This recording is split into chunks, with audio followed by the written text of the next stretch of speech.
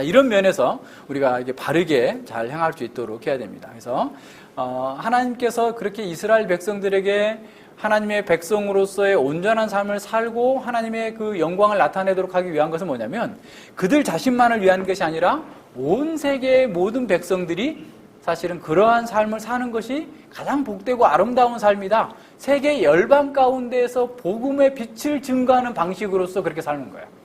그러니까 집에 자녀들을 잘 가르치고 양육하는 것보다 더 중요한 게 없어요. 그럼 나가서 돈 번다고 돌아다니고, 그죠? 또 전도한다고 돌아다녀. 어떤 사람 애들 놔두고 선교한다고 다녀. 그러면서 하는 얘기가 뭐야? 그거 하나님께 다 맡아서 책임져 줄 테니까 알아서. 그거 걱정하지 마. 하나님께서 뭘 책임져 줘요? 전혀 그렇지 않아요. 우리가 해야 돼, 그거는. 우리에게 맡겨진 일차적인 의무와 사명이에요. 그걸 제대로 하지 않으면서 아이들을 갖다가 방치해두고 선교한다고 그러면 뭐 대단한 일 벌려줄 것 같아요? 오히려 책망을 듣습니다. 이런 면에서 잘 생각해야 돼요. 그래서 우리는 이러한 정말 오직 하나님만을 사랑하면서 그 하나님의 말씀을 내 마음에 새기고 내 삶 속에서 구현하면서 우리 자녀들에게 부지런하게 가르치고 항상 어느 때에서나 잘 가르치고 교육 환경을 잘 만들어 놔야 돼요. 이것이 하나님의 교육의 방식입니다. 자, 두 번째로 구약에서 하나님께서 세워주신 어떤 교육 제도를 한번 봅시다. 구약에서 하나님께서 세워주신 제도는 우선은 제사 제도가 있죠. 그래서 제사장과 레위인이 1차적으로 교육의 주체가 됩니다. 일단 일반 성인들에게 대하여서. 그리고 왕이 있고 선지자가 있어요. 세 가지 직분, 삼중직을 통하여서 하나님께서 교육 제도를 세우셨고 뿐만 아니라 거기 교육의 텍스트가 있어요. 교과서가 있어요. 그건 뭐야겠어요? 율법이죠. 율법. 하나님의 말씀. 그러니까 율법이 그렇게 중요한 거예요. 그러니까 율법을 바르게 알고 그 율법을 선지자나 제사장이나 왕은 가르쳐야 돼요. 그래서 나중에 이제 신명기 17장에서 보면 너희가 어떤 상태에서라도 하나님의 말씀 그 왕이 된다면 돈도 많이 갖지 말고 여자도 많이 갖지 말고 군사력도 많이 갖지 말고 왕이 해야 될 일은 뭐다? 오직 율법을 등사해서 옆에 두고 항상 그 말씀을 읽고 가르치고 배우고 그래서 모든 백성들이 그 왕을 하는 것을 보고 배우라고. 그죠? 그러니까 히스기야 왕이 정말 잘한 거예요. 그런 면에서. 그러니까 이상적인 다윗 이후에 가장 이상적인 왕으로서 히스기야 왕이 보여주는 거예요. 이런 모든 면에서 그 교육을 잘 하도록 해야 됩니다. 그래서 율법의 정신을 잘 가르쳐 줘야 돼요. 그래서 율법의 정신을 가르치지 않으면서 자꾸 교조주의적인 그런 태도를 갖게 돼요. 다시 말해서 율법의 원리를 집착한 나머지 변화된 상황에 대한 이해를 갖지 않는 거죠. 이게 굉장히 중요한 건데 가령 안식일 날 병 고치면 돼요, 안 돼요? 응? 고치면 돼요, 안 돼요? 응? 안 돼요? 돼요? 어떻게 돼? 응? 응? 교회 시간이 늦었어. 여기 지금 오는데 다 10시 20분까지 와야 되는데 옆에서 사람이 죽어가. 그러니까 난 10시 20분까지 교회 와야 되니까 나는 빨리 교회 바쁘니까 빨리 가야 돼. 그냥 와야 돼? 그럼 어떻게 해야 돼요? 그 사람을 도와줘야죠. 그러니까 그런 거예요. 그러니까 안식일이 가지고 있는 율법의 의미, 정신을 잘 생각해야 되는데 그 정신을 갖지 않으면서 자꾸 기계적으로 문자적으로 집착해가지고 안 하는 거. 이게 교조주의인 거예요. 다시 말하면 하나님을 사랑하지 않으면서도 계속해서 뭔가를 해. 그죠? 형제를 사랑하지 않으면서도 뭐 권면한다고 그러고 뭐 한다고 그러고 막 이렇게 하는 거예요. 그죠? 그러니까 이런 그 모든 일들에 대해서 우리 한번 생각을 해봐야 돼요. 그러니까 이런 면에서 잘 생각해야 되고 이 사탄의 교육은 어떤 거냐면 사실은 이런 하나님께 주신 율법을 가지고서도 어떻게 하겠어요? 그 율법의 정신이 아니라 껍데기만 붙들게 만드는 것. 이게 사단의 간교함입니다. 여기에 우리가 속으면 안 돼요. 네. 하나님께서 선지자를 세우셨을 때에도 선지자에게 하나님께서 율법을 수호하고 왕이나 백성들이 잘못한 것에 대해서 율법에 대해서 책망하고 율법을 책망하고 그들이 바르게 가도록 이렇게 했어요. 근데 선지자들도 다 믿으면 안 돼. 너무나 거짓자들이 많기 때문에 그래요. 그래서 그 신명기 18장을 보세요. 거짓 교사들에 대해서, 그러니까 선지자라고 해서 다 믿으면 안 된다라는 그 말씀을 하면서 18장 22절 보세요. 신명기 18장 22절에 보면 만일 선지자가 있어서 여호와의 이름으로 말한 일에 증언도 없고 성취함도 없으면 이는 여호와의 말씀하신 것이 아니요 그 선지자가 방자히 한 말이니 너는 그를 두려워 말지니라 그랬어요. 자, 이 선지자가 참 선지자인지 가짜 선지자인지 분별하는 방식이 두 가지인데 하나는 증언이 없다라는 것, 두 번째는 성취함이 없다라는 거예요. 자, 우리말 번역에는 동일한 내용을 반복해서 말한 것 같은데 동일한 내용이 아니에요. 증언이 없다라는 말은 히브리어 원어로 보면 말하면 그 문자적으로 번역을 하면 어떤 거냐면 그 말이 그렇지 않고라는 거예요.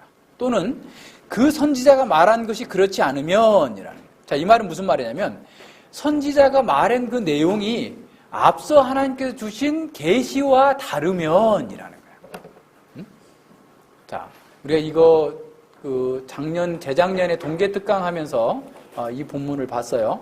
이거는 이제 그 구조 가운데서 아주 잘 드러나요. 신명기 13장과 18장은 그 동심원 구조로 되어 있어요. 동심원 구조. 컴포지션 링이라고 하는 그 동심원 구조로 되어 있는데, 이렇게 되어 있어요. 구조 자체가, 그러니까 우리는 늘 성경을 볼 때, 그 구조를 늘 이렇게 유심히 살펴야 되는 이유 중에 하나가 그 구조를 통해서 저자가 전달하고자 하는 내용들이 이렇게 잘 담겨져 있기 때문에 그래요.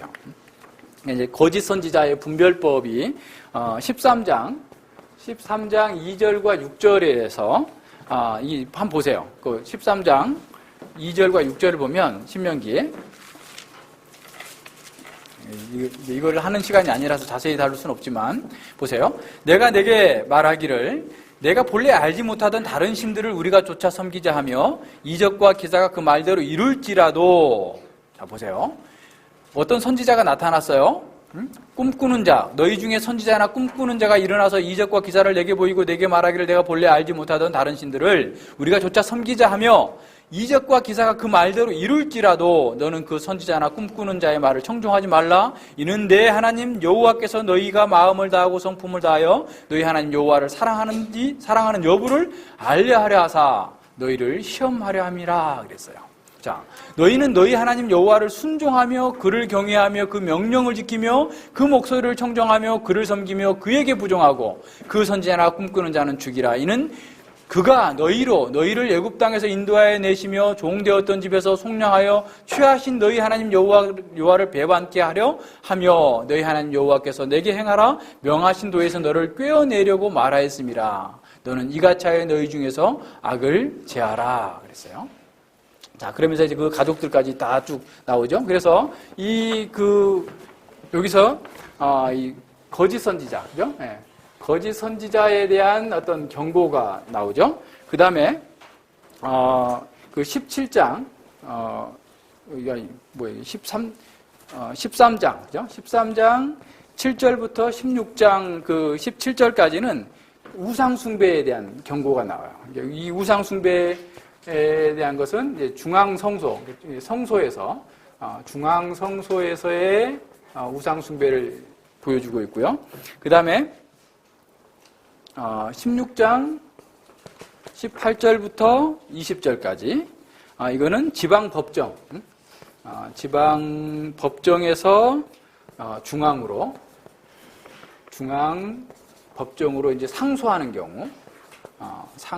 경우를 보여주고 있고요. 상소하는 경우. 그 다음에 16장 21절부터 17장 7절까지가 이제 우상숭배에 대한 소송, 그죠? 우상숭배와 어떤 최고 법정에서의 소송을 다루고 있어요. 그리고 17장 8절부터 20절 이걸 거기다 적어줄 걸 그랬네요, 그죠? 예. 중앙법정과 왕에 관한 법, 그죠? 예, 여기 아까 얘기한 것처럼.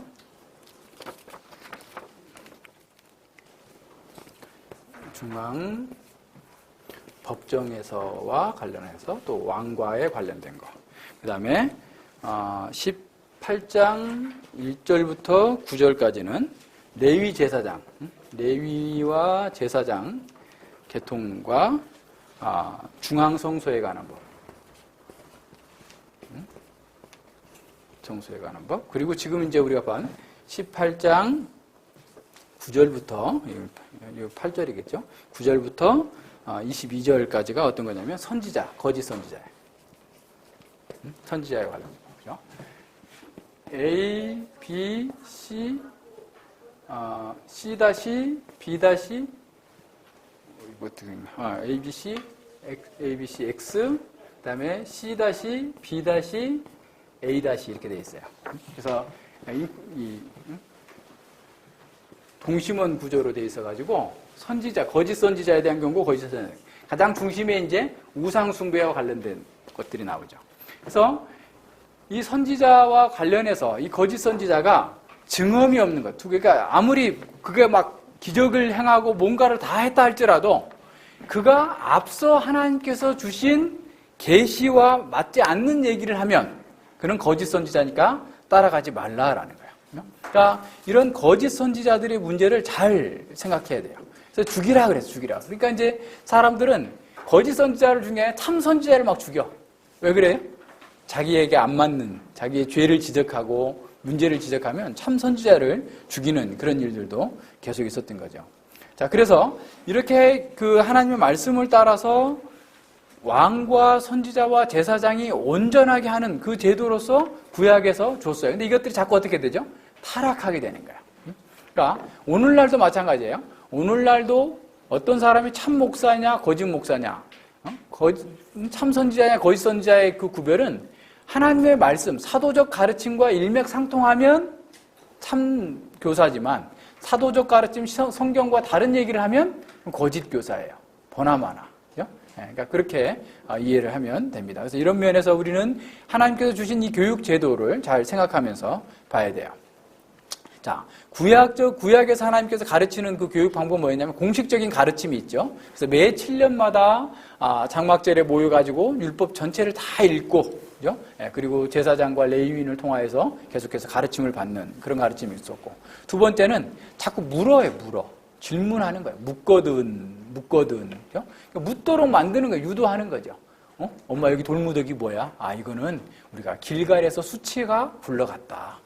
그걸 얘기하고 있는 거야. 이건 뭐야? 이건 뭐야? 자꾸 묻잖아요? 물을 때마다 계속해서 신앙적인 답변을 해줄 수 있도록 만들어주는 거죠.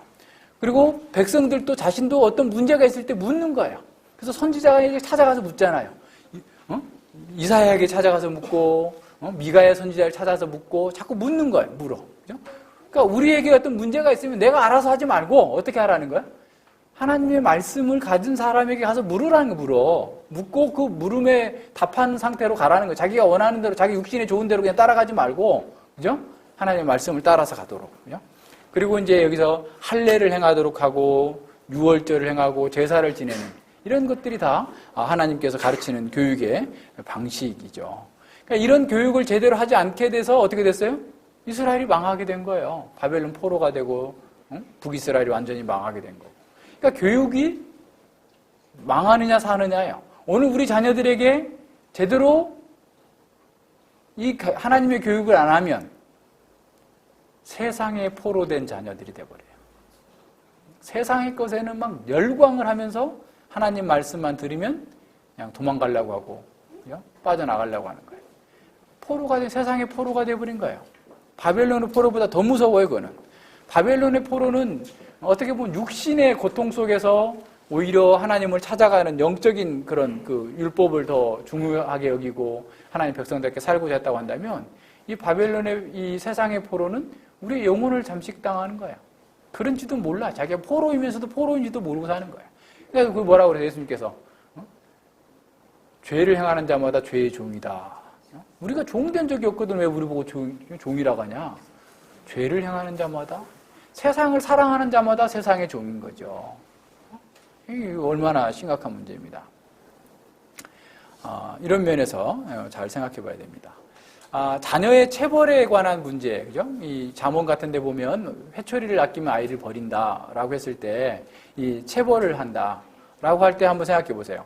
하나님께서 체벌을 이렇게 좋아가지고 체벌하라고 그러겠어요? 부모가 자녀를 체벌하는 것을 기뻐와가지고 즐거워서 정신병자가 아니고서 그렇게 하는 사람이 어디 있겠어요? 그죠? 자녀를 노엽게 하지 말고 주의 교양과 훈계로 한다라고 할 때도 이걸 또 기계적으로 적용하면 안 돼요. 예를 들어서 자녀가 잘못했어. 그래서 한 번, 두 번, 세 번 계속 얘기했는데도 계속 되풀이해. 계속 거짓말해. 계속 잘못하고 있어. 걔도 그냥 노엽게 하지 않아? 그럼 얘가 하나님한테 하고 싶은 대로 해주라는 거예요? 어때요? 한번 생각해봐요. 얘가 계속 잘못하고 있는데도 얘를 화나지 않게 해야 된다. 그럼 어떻게 해? 얘가 원하는 대로 다 해줘? 그걸 하라는 거예요? 그러니까 이 1세기 당시의 문맥은 과도한 체벌을 했어요. 얘가 죽을 정도로 때렸어요, 부모가. 그러니까 그럴 정도의 심각한 상황 속에서 그렇게까지 가지 말라라는 거예요. 그러니까 뭐 오늘 우리 시대에 그냥 기계적으로 무조건 적용하라는 게 아니에요. 그러나 아까 우리 도용자매님이 아주 발표를 잘 한 것처럼 그 죄에 상응하게 하라라는 거예요. 그죠? 자기가 생각할 때는 한 대만 맞을 잘못을 했는데 엄마가 100대를 때려버렸다. 그러면 자기 잘못보다 엄마의 잘못이 더 크게 느껴지는 거지, 가령. 그죠? 예. 그런데 또 자기가 100대 맞을 짓을 했는데 한 대만 때렸다. 그럼 어떻게 되겠어요? 얘가 교만해지고 또 똑같은 습관적으로 죄를 짓게 되는 거죠. 그래서 잘 분별해서 정말 그 적절하게, 그죠? 해야 되는 그런 문제들이 있어요. 그래서 이런 부분들에 대해서 여러 가지 지혜를 구해야 되는 그런 것들이 있죠. 자, 그 다음에 신약의 교육 제도를 한번 봅시다. 신약의 교육 제도. 일단 보세요. 누가복음 2장 52절을 한번 찾아볼까요? 누가복음 2장 52절에 보면 예수는 그 지혜와 그 키가 자라며 하나님과 사람 앞에서 더 사랑스러워 가시더라 그랬어요. 예수님의 신성은 변함이 없어요. 그렇지만 예수님의 인성은 자꾸 성장해 나갑니다. 그래서 이 누가복음에서 보면 기독교 교육의 4가지 측면이 잘 나타나 있어요. 첫 번째는 뭐예요? 예수님께서 키가 자라더라. 육신적인 성장. 그러니까 기독교 교육은 맨날 영적인 것만 가르친다고 생각하면 안 돼요. 기독교 교육의 육신적인 안정과 성장이 반드시 거기 1차적으로 들어가는 거죠. 그래서 기독교 교육은 육체적인 성장을 돕는 겁니다. 첫째는 육체적 성장. 그래서 기독교 학교도 체육 선생이 필요한 거예요. 기독교 학교는 맨날 성경 공부하고 기도만 하고 막 묵상만 하는 게 아니라 열심히 활동하고 몸도 움직이고, 그죠? 활동하는 그런 체육 선생님이 필요한 거예요. 기독교 학교도. 그죠? 육체적인 성장. 두 번째 뭐예요? 그 지혜가 자란다. 그죠? 지혜가. 키가 자라고 그 지혜가 자란다. 지혜가 자란다라는 것은 뭐겠어요? 정신적인 성장이에요. 정신적 성장. 그러니까 우리가 모든 면에서 온전해져야 돼. 아까 우리 도용자매님이 그런 것도 잘 얘기했어요. 기독교 학교라고 그래서 세상의 문화나 세상의 학문이 뒤처져서는 안 돼요. 더 탁월해야 돼요. 근데 더 잘할 수가 있어요, 우리는. 동일한 시간을 갖고서도, 동일한 투자를 해서도 아이들이 쓸데없는 생각을 안 하니까, 정말 말씀대로 하면 더 잘할 수 있어요. 더 잘하는 게 목표여야 되지. 세상에서는 중간만 가고 너 신앙만 좋아라. 그런 얘기가 아니에요. 우리가 할 때는 교사도 그렇고 학생도 그렇고 하나님 앞에서 각자 책임 안에서 최선을 다해서 최선의 성과를 내는 거예요. 정신적인 성장을 해야 됩니다. 책도 더 많이 읽고 세상 사람보다 더 탁월하게 열심히 노력하고 정말 긍정적이고 적극적이고 역동적으로 해나가는 그런 사람을 만드는 것이 우리 목표지. 세상은 잘못됐으니까 우리끼리 그냥 앉아가지고 뭐 그냥 이렇게 하지, 이런 정도가 아니에요. 우리는 그 누구보다도 더 공립학교보다도 훨씬 더 탁월한 교육 과정, 교육 내용, 이런 교육의 질을 담보할 수 있을 정도의 그런 능력을 우리가 소유해야 됩니다. 그러니까 기독교 학교 체육교사는 공립학교 체육교사보다 10배나 뛰어난 사람이어야 돼요, 가령. 그럴 정도로. 영어도 잘 가르칠 수 있고, 수학도 가르칠 수 있으면서 체육도 가르칠 수 있는 사람. 그죠? 네. 공립학교에서 보면 보통 체육 선생님들이 시간이 많잖아요. 수업 준비를 별로 안 하니까. 그래서 이 사람들은 늘 그런 거, 연수 점수 따는 걸 많이 했다. 그래가지고 그런 사람들이 교감이 많이 돼. 그러니까 학교가 이상해지는 거예요. 그렇게 한다고 그래요. 보니까. 근데 우리는 사실은 진짜 실력이 있는 그런 교사가 되는 게 필요하고 목표인 거죠. 자, 세 번째 보세요. 예수님께서 하나님과 사람에게 사랑스러워 가더라. 자, 하나님께 사랑스러움을 받다는 건 영적인 성장. 그러니까, 자, 우리 기독교 교육이 지금 뭘 하고 있는지 그 내용들을 한번 잘 살펴보세요. 아까 표현식 형제님이 뭐 이것저것 이렇게 넣었는데, 그죠? 지정의적인 방식도로 넣었는데, 우리가 지금 예수님께서 성장하시는 과정, 키가 자라는 육신적인 성장, 그리고 그의 정신적인 지혜의 성장, 그리고 하나님 앞에서 사랑스러워가는, 하나님과 더 교제가 깊어지는 영적인 성장이 있어야 되고, 그 다음에 마지막은 뭐예요? 사람들과의 서로 사랑스러워졌다. 다시 말하면 뭐예요? 사회성에서 성장하는 거예요. 사회적 성장. 그러니까 예수님 믿는 사람은 다른 사람들보다 더 사회생활을 잘해야 돼요.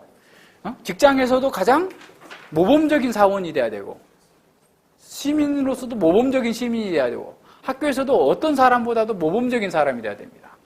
사람들과의 관계를 잘 이렇게 만들어내는 사람이어야 돼요. 예수님 믿기 때문에 우리가 참여할 수 없는 게 있어요. 가령 술 먹으러 가는 거 못하고 하나님의 말씀에 반하는 그런 세상 문화와 관계된 것은 우리가 안 하죠. 할 수 없는 거죠. 그렇지만 다른 사람들을 더 이해해 줄 수 있고, 그들을 긍휼히 여길 수 있고, 그들의 진정한 필요에 대해서 내가 관심을 가지면서 사회적인 사람들에게도 사랑을 받는. 그래서 어떻게 뭐라고 말씀하시죠? 하나님의 사람은, 그죠? 하나님의 사람은 사람들에게도 칭찬을 듣는 사람이에요. 이것이 예수님께서 보여준 기독교 교육의 그 네 가지 방식, 목표를 잘 생각해 봐야 돼요. 자, 그 다음에 앞서 우리가 봤던 마태복음 28장 16절부터 20절을 보세요. 마태복음 28장 16절로 20절에 보면, 자, 먼저 예수님께서는 마태복음 28장 18절에서 하늘과 땅의 모든 권세를 내게 주셨으니 라고 말씀하고 있어요. 자, 하늘과 땅의 모든 권세를 내게 주셨다라는 것은, 자, 예수님께서 지금 이 명령을 하시는, 이 명령을 주시는 분이 어떤 분이다? 하늘과 땅의 모든 권세를 가진 왕으로서 우리에게 지금 명령을 주시는 거예요. 그러니까 이 말씀은 이걸 해도 되고 안 해도 되고 그런 게 아니고 반드시 해야만 되는 왕적인 명령이에요. 그래서 The Great Commandment, 가장 중요한 그런 명령이다라고 하는 것을 보고, 그죠? 자, 그래서 예수님께서 19절로 20절에 보면, 그러므로 너희는 가서 모든 족속으로 제자를 삼아 아버지와 아들과 성령의 이름으로 세례를 주고 내가 너희에게 분부한 모든 것을 가르쳐 지키게 하라. 볼지어다 내가 세상 끝날까지 너희와 항상 함께 있으리라. 자, 여기서 주동사는 하나예요. 제자를 삼으라. 삼으라는 주동사. 그리고 세례를 주라, 또 가르쳐라, 가라, 이건 다 분사형이에요. 그러니까 우리 책 제목이 뭐였어요? 그리스도의 제자 삼는 기독교 교육이에요. 우리의 목표는 그리스도의 제자를 삼는 거예요. 근데 그리스도의 제자를 삼는데 어떻게 해야 되냐면 가야 돼, 가. 가만히 있어서 기다릴 때가 아니에요. 적극적으로 해야 돼. 그러니까 예수님의 명령은 적극적인 명령이에요. 전체가 다. 그래서 아무한테나 세례를 주는 게 아니라 믿고 구원받은 제자에게 세례를 주는 거고. 그래서 이 가르침의 내용을 어떤 학자들은 두 가지로 보죠. 그러니까 마태복음 28장에서 가서 너희가 제자를 삼는 가르침. 그래서 이제 제자 삼는 가르침을 뭐라고 하냐면 캐리그마라고 해서 선포라고 얘기하면서 이렇게 가르치는 가르침일 이렇게 이야기하고, 그 다음에 이제 그 제자들이 계속해서 이제 제자된 삶을 살 수 있도록 가르치는 가르침을 디다케, 이건 이제 캐리그마, 디다케, 그죠? 뭐 이렇게 설명을 하면서 이건 양육이다라고 얘기하죠. 근데 뭐 디다케나 캐리그마나 뭐 거의 상호 교우지역으로 쓰고 있어요. 그래서 뭐 엄격하게 나눌 수 있을지 모르지만 그렇게 나눌 필요 없어요. 그러니까 우선은 첫 번째는 가서 복음을 선포하겠죠, 그죠? 복음을 선포해서 그가 믿음을 갖도록 만들어주고, 그죠? 믿음을 가졌다고 그래가지고 그가 온전한 사람이 아니잖아요. 그죠? 그래서 온전한 사람으로 계속해서 양육해가는 가르침들이 계속해서 주어지는 거야. 이게 교회의 사명이고 우리가 해야 될 일인 거야. 그래서 가는 것도 어디든지 가야 돼. 그죠? 하나님께서 가라고 명령하시는 곳에 우리는 가가지고 무슨, 동현 형제님, 박동현 형제님 가서 공연하는 게 아니고 말씀을 가르쳐야 돼요.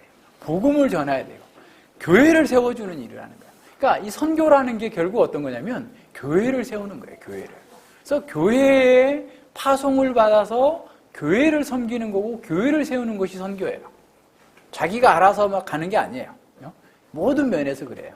그러니까 항상 그래서 교회의 가르침에 순종해야 돼요. 그래서 바울은 안디옥 교회에 파송을 받아서 갔고 다시 돌아와서 안디옥 교회에 보고를 해요. 신라와 함께 갔을 때는 바울과 신라가 함께 가서 신라는 예루살렘 교회에서 안디옥 교회로 파송했거든요. 그래서 그 2차 전도 여행 때는 신라와 함께 갔어요. 그렇기 때문에 2차 전도 여행 마치고는 예루살렘 교회에 가서 또 보고를 해요. 그리고 다시 안디옥 교회에 오고. 로마서를 쓰게 된 배경도 어떤 거냐면 로마 교회가 자신이 스페인으로 가서 복음을 전하도록 자신을 후원해주고 파송해주기를 바라는 의도가 있었어요. 그래서 항상 그 위대한 사도라 할지라도 교회와 자신의 사명을 분리한 적이 없어요. 항상 교회의 파송을 받아서 교회 안에서 움직이는 거예요. 교회의 파송이 없이 선교사로 나가는 사람들이 엄청 많아요. 전문인 사역이다 뭐다 해가지고 막 가서 열심히 있게 하는데 내용이 없어. 내용이. 그죠? 그러면 어떻게 되냐면 어렵잖아요. 하다가 보면. 그러면 선교지에 누가 더 많을까요? 이단들이 더 많아요. 이단들이 후원해주면서 이거 좀 가르쳐주세요. 자기가 분별력이 없거든요. 한참 가르치다 보니까 하나님의 교회래. 추방당해가지고 온 사람도 있고 그래요. 웃기는 거예요. 자기가 뭘 안다고. 분별력도 없이 하나님의 말씀도 없이 가가지고 그냥 열심으로 가서 한 거야. 애들 데리고 결혼까지 해가지고 가가지고 하다 보니까 어렵잖아. 누가 뭐 집에서 누가 또 조금씩 후원해줬던 뭐 자기 돈 모은 거 가지고 가가지고 하다가 돈 떨어질 때 되지 않겠어요? 또 어렵잖아요. 그럴 때 이단들이 온다니까요. 이단들이 얼마나 많은지 몰라요. 그래 중국에서 지금 책 내려고 하는데도 거기서 정식 출판하려면 출판 허가 받는 데만 8천만 원이 들어요. 우리는 못 하는데 이단들은 해요. 해서 나온다니까 책들이. 그렇게 해가지고 우리는 이제 그 다른 루트를 해가지고 이제 교회 내에서만 팔 수 있는 그런 그거 했는데 그것도 1,500만 원 내야 돼. 그 저 책 하나 내는데도 중국말로. 이단들이 들어와요. 그래서 우리가 하나님의 말씀에 분명하게 서지 않으면 다른 거 하면 안 돼요. 그래서 일단 하나님의 말씀을 복음을 가지고 내게 분부한 모든 것. 그래서 분부한 모든 것이라는 것은 예수님께서 가르친 것 1차적으로 포함되지만 신약성경 전체, 신구약성경 전체를 가지고 가르치라라는 거예요. 그래서 사도 바울이 뭐라고 그러죠? 에베소 장로들에게 사도행전 20장에서 나는 너희들의 피에 깨끗하다. 왜냐하면 하나님께서 나에게 가르치라고 하는 그 성경 전체 모든 것들을 다 가르쳤다. 하나님 나라의 경륜 다 가르쳤다. 목사님, 나 뭐 공부 못했는데 목사님 다 안 가르쳤네요. 내 책임지세요. 그럴 게 있으면 나와요. 그죠? 네. 저는 지금 다 하고 있어요. 우리는 그죠? 네. 열심히 하고 있는 거야. 그러니까 하나님의 말씀 전체를 가지고서 가르치는 일을 계속해 나가야 된다라고 하는 것을 봐야 됩니다. 그래서 이런 면에서 우리는 잘 이렇게 생각해야 돼요. 그래서 우리가 기독교의 그 교사라고 한다면 우리는 교회의 교사 또는 기독교 학교의 교사든 또 가정의 교사든 우리는 예수님께로부터 위임받은 교사로서 삶을 사는 거예요. 그죠? 예수님께서 여러분에게 명령하신 거예요. 하늘과 땅의 모든 권세를 내게 주셨으니 너는 가서 네 가정에서 네 주변에서 네 이웃에게 이렇게 제자를 삼아서 복음을 전하고 그를 양육하고 하는 책임 있는 교사로 우리를 부르셨단 말이에요. 그죠? 그러니까 이것을 소홀히 하면 우리는 악하고 게으른 종이 되는 거예요. 아무리 다른 데서 열심히 했어도. 그죠? 그러니까 이거보다 더 중요한 일이 없단 말이에요. 이 일을 열심히 하는 거예요. 그러면서 뭐예요? 우리 힘으로는 안 되니까 내가 항상 너희와 함께 있으리라.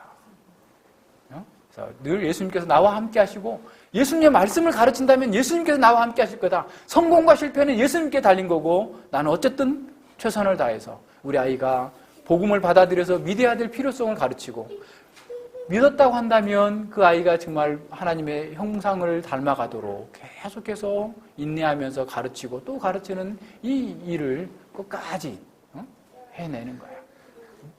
결과는 하나님께 맡기고. 이것이 우리에게 주어진 일입니다. 그래서 온 이 교회가 세상에서 복음을 전한다라는 것은 하나님의 교육을 확산시키는 거예요. 사단의 교육을 무너뜨리고 거짓과 위선과 사람들을 파멸로 이끄는 사단의 교육을 무너뜨리고 하나님의 교육을 세워서 제자를 만들고 하나님 형상을 빚어나가는 그 교육에 우리가 쓰임받는 거다라는 것을 잘 기억해야 됩니다. 그래서 우리는 이렇게 교육을 통하여서 사실은 또 다른 이 세상 속에서 하나님 나라의 문화를 건설해내는 거예요. 하나님 나라의 문화. 자기 중심이 아니고 하나님 중심. 하나님께서 기뻐하시는 삶의 중심을 늘 만들어내는 그런 문화를 만들어내는 것이 오늘 우리에게 주어진 사명인 거예요. 그것은 우리 지금 우리 자신에게 주어진 우리 자녀들부터 잘 이렇게 키워나가는 것. 이것이 가장 중요한 거죠. 그래서 기독교 교육의 목적은 우리와 우리 자녀들과 교회와 이 온 세상이 사실은 하나님의 영광에 부합하는 쪽으로 나아갈 수 있도록 이렇게 만들어주는 것이 우리의 목표다라고 하는 것을 기억해야 됩니다. 그래서 기독교 교육은 범위가 굉장히 넓어요. 온 세상을 다 포괄하고도 남을 정도의 그런 내용입니다. 세 번째, 디모데후서 우리 지난주에 봤습니다만 잠깐 다시 보세요. 디모데후서 2장 1절과 2절 보세요. 내 아들아, 그러므로 내가 그리스도 예수 안에 있는 은혜 속에서 강하고, 은혜 속에서 강해야 돼. 은혜가 없는 곳에서 강하면 이제 부딪히고 싸우고 깨지고 분란이 일어나죠. 은혜 속에서 강하고, 나는 죄인이라는 사실을 아는 것 속에서, 나는 받을 자격이 없는 자라는 사실 속에서 강하고, 내가 많은 증인 앞에서 내게 들은 바를, 많은 증인 앞에서, 이것은 아마 목사 안수 받을 때의 얘기 같아요. 공식적인 부르심을 받았을 때 들었던 그런 받은 바, 하나님께서 받은 바를 충성된 사람들에게, 그죠? 내일로 미루지 않는 사람, 그죠? 지난 시간에 했죠? 내일은 사단의 날이다. 오늘, 다음 주 발표하실 분, 화요일 넘기지 마세요. 그럼 자꾸 이제 넘어가게 되는 거예요. 하여튼 늘 주어진 그 시간 내에 열심히 할 수 있도록 충성된 사람들에게 하라라는 거죠. 그래서 모든 면에서. 그래서 충성된 사람들을 우리는 키워내는 거죠. 그 충성된 사람들이 또 다른 사람들을 세워나갈 수 있도록 교회가 늘 해야 되는 이런 일들을 생각해 봐야 됩니다. 그래서 공적인 부르심을 받는 자들에게 요구되는 것, 맡은 자에게 구할 것은 충성이다. 충성스럽게, 지혜롭게 해야 되죠. 그래서 우리는 우리 자녀들을 정말 하나님의 말씀의 사람으로, 기도의 사람으로, 빛의 사람으로 키워내는 그런 충성된 교사로서 하나님께서 우리를 부르셨어요. 그래서 우리가 먼저 충성된 삶을 살고 우리 자녀들에 대하여서 충성된 삶을 살 수 있도록 계속해서 우리 자녀들도 자기를 부정하고 하나님의 말씀대로 자신을 세워나갈 수 있도록 계속해서 해나가야 됩니다. 이것이 오늘 우리에게 이 기독교 교육이라고 하는 것이 창세로부터 신약 성경까지 쭉 이루어져 있는 그 내용들을 살펴본 겁니다. 그래서 이제 요한계시록에서 계속해서 등장하는 두 가지 싸움도 역시 마찬가지예요. 진리 싸움이에요. 그죠? 바벨론의 소리, 음녀의 소리, 그죠? 땅에서 올라온 짐승의 소리, 바다에서 올라온 짐승의 소리, 용의 소리가 계속해서 우리를 유혹할 거예요. 그러나 우리는 어린 양의 소리를 듣고 어린 양이 어디로 이끌어 가든지 우리는 어린 양을 따라가는 사람. 어린 양 되게 약하잖아요. 죽임을 당한 어린 양이 아무것도 아닌 것 같아요. 그러나 우리는 그 어린 양을 따라 나가는 거예요. 이 세상 가운데에서 하나님의 교육을 따라서 나가는 거예요. 그러니까 이런 의미를 우리가 잘 생각하고 여러분이 이제 이 책을 보면서도 늘 질문하세요. 질문하면서 이것을 또 우리의 삶과 생활 가운데서 어떻게 적용할 건가. 그러니까 적용도 되도록이면 뭐 이렇게 넓게 해도 좋지만 본문을 중심으로 해가지고 자꾸 적용해 나갈 수 있도록 이렇게 나가는 것이 우리가 여기 이 단락에서 이걸 공부할 때는 좀 더 심도 있게 봐나갈 수 있는 방식이다 라고 하는 것들을 기억하시면서 그렇게 하시길 바라요. 기도하고 혹시 질문 있으면 하시길 바랍니다. 하나님 아버지 감사를 드립니다. 저희가 하나님의 교육을 이렇게 말씀을 통하여서 배우면서 또한 저희들이 어떤 존재이고 무엇을 위해 살고 또 어떻게 활동하며 하나님 앞에 살아야 될지를 말씀을 통하여서 보았습니다. 참으로 이 교육 현장과 같은 신명기 6장의 말씀처럼 우리가 먼저 하나님을 사랑하고 하나님의 말씀을 우리의 삶 가운데에서 내면화하고 부지런히 참으로 충성되게 우리 자녀들에게 때를 얻든지 못 얻든지 잘 가르치고 또 모범을 보이며 모든 것들이 하나님의 말씀을 따라 살 수 있도록 교육 환경을 잘 만들어내는 것이 우리에게 주어진 막중한 사명이라는 사실을 늘 기억하게 하여 주시고 그것을 이루기 위하여서 우리가 또한 해야 될 일들, 기독교 학교를 어떻게 세울 것이며 또 그 학교를 위하여서 우리가 어떤 준비를 해야 되고 또 무엇이 우리에게 필요하고 또 우리가 뭐가 부족한지를 잘 알게 되었습니다. 아버지여, 저희들에게 지혜를 더하여 주시고 하나님 말씀 가운데에서 주님을 기쁘시게 하는 바 그 삶의 그 능력이 어디서 나오는지를 저희들이 알았습니다. 우리 스스로의 능력이 아니라 그리스도께서 왕적인 권위로서 우리에게 명하신 것을 하고자 할 때 우리가 부족하고 연약하다라는 것을 인정하고 하나님께 간구하고 구할 때마다 우리에게 지혜를 더하여 주시고 우리의 영적인 성장 또 정신적인 성장, 우리의 모든 사회성이 다 함께 골고루 성장하여서 하나님의 형상을 온전히 드러내는 것으로 이 세상 가운데에서 증인된 삶, 제자된 삶으로 하나님의 영광을 드러낼 수 있도록 함께하여 주시옵소서.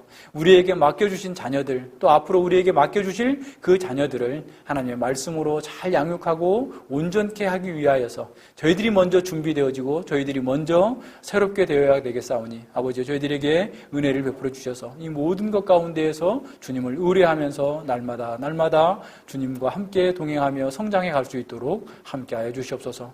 감사드리며 예수님 이름으로 기도드립니다. 아멘.